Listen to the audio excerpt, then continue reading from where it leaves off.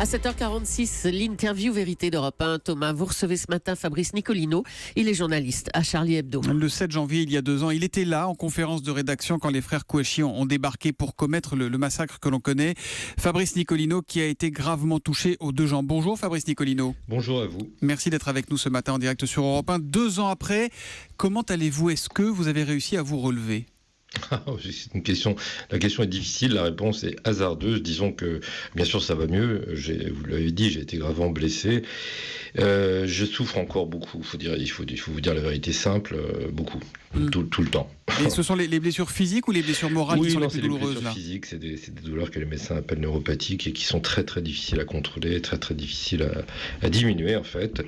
Et voilà. Donc, mais je me plains pas du tout. Je suis pas du tout en train de me plaindre. Je suis vivant, contrairement à mes amis morts. Et voilà. Je me plains pas, mais disons que la souffrance physique est là en permanence. Au moment où je vous parle, par exemple. Et cette scène, ces images du 7 janvier, est-ce qu'elles vous hantent encore ou est-ce que vous avez réussi peut-être à les enfouir un peu quelque part? Oui, elles me hantent. Disons, je pense tous les jours à mes amis, tous les jours, il suffit que je me lève pour que je pense à eux. Donc, les images sont là très, très, très, très présentes. Je crois qu'elles sont là toute ma vie, tout le reste de ma vie. J'étais juste à côté, par exemple, de Bernard Maris, qui était un bon ami. Voilà, il est mort, je suis vivant. Donc, évidemment, on peut pas oublier une seconde réellement ce qui s'est passé. Il est mort, je suis vivant. Beaucoup de survivants d'attentats évoquent une forme de culpabilité d'avoir survécu. Ça vous concerne, ça? C'est quelque chose à digérer aussi, en quelque sorte? Pour vous dire la vérité, non. Il faut vous dire que j'ai été victime d'un premier attentat à Paris en 1985. Dans un cinéma? Exactement. Donc j'ai toujours des bouts de l'engin, de l'engin explosif dans le pied gauche. Voilà, je pense que j'ai payé ma part. Je vous entends et je trouve que vous avez une bonne voix et je vais vous dire même ça fait plaisir de vous entendre comme ça. Est-ce que ça veut dire quand même que moralement vous avez réussi à dépasser un peu tout ça? Je dis pas oublier, je dis dépasser. Écoutez, oui, on peut dire ça comme on peut dire autre chose. Ça dépend aussi des moments, des jours, des situations. On peut pas. C'est vraiment quelque chose d'énorme. Quand vous voyez arriver. Moi, je n'ai vu qu'un des frères Kouachi, mais quand je l'ai vu s'encadrer dans la porte, il était face à moi, peut-être à 2,50 m ou 3 mètres, mais pas plus.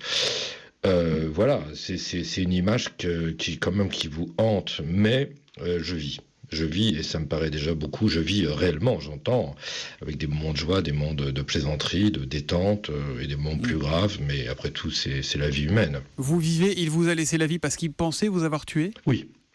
Oui, assurément. Et il se trouve que dans les 2 minutes pendant lesquelles ces imbéciles nous ont tiré dessus et sont restés sur place 2 à 3 minutes, moi j'ai pensé constamment qu'il allait revenir m'achever.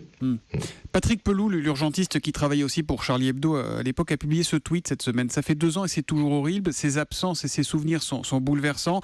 Mais regarder devant sans peur est essentiel. Vous arrivez aujourd'hui à regarder devant?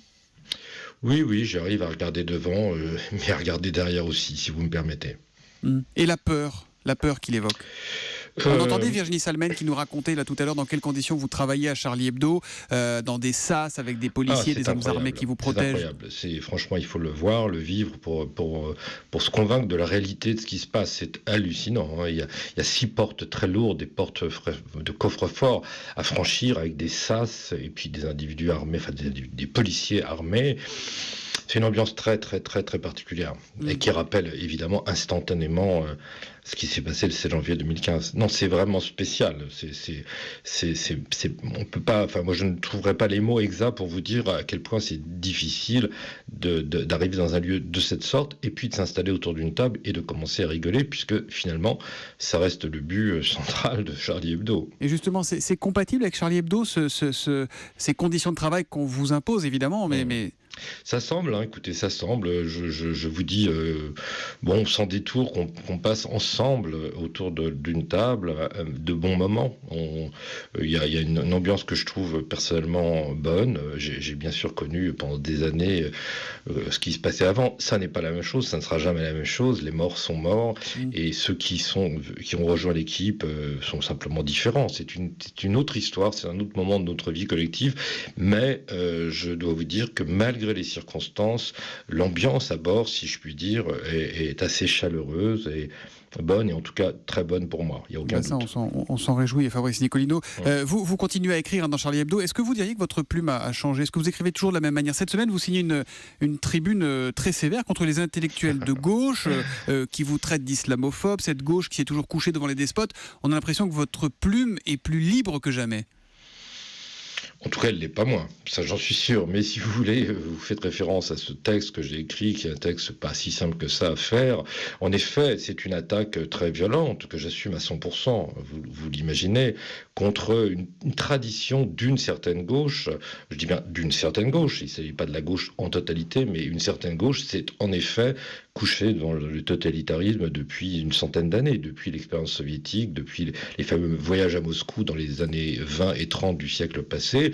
Et il y a une continuité, il y a un fil entre ce silence absolument lamentable, cette complicité de gens comme André Malraux, disons-le, ou bien évidemment les Aragon et Paul Nizan d'une part, et puis Sartre après-guerre avec Mao, et puis Régis Debray avec Castro, et ainsi de suite. Et aujourd'hui, on se trouve en face de gens au monde diplomatique, ou avec Frédéric Lordon, ou avec Emmanuel Todd, ou Régis Debray. On se trouve, ou Louis Plenel, que je cite sans me gêner, et pourquoi le ferais-je? On se trouve face à des gens qui, en effet, sont incapables de saisir la nature de ce nouveau totalitarisme qu'est l'islamisme de Daesh. Et je pense qu'il y a véritablement une continuité, et ces gens-là ne rendent évidemment pas service à la société à laquelle ils appartiennent, parce que jusqu'à preuve du contraire, un intellectuel est là pour éclairer au moins un petit peu, et en tout cas dessiner des pistes d'avenir qui permettent à la société de se sentir mieux. Et ces gens-là rendent un épouvantable service à la société française. C'est un papier qu'il faut lire parce que c'est évidemment cette remise en perspective historique qui est vraiment passionnante. Le dernier mot, on va le laisser à Charlie, si vous voulez bien, avec la une de cette semaine. 2017, enfin le bout du tunnel, et avec un personnage qui regarde le canon d'un fusil tenu par un islamiste. Elle est optimiste ou elle est désespérée, cette une? Je vous avoue que moi, j'ai pas su la lire. Mais je pense que vous n'êtes pas le seul. Moi-même, je me suis interrogé, figurez-vous. Vous voyez, non, je crois qu'elle signifie en clair que rien n'a changé.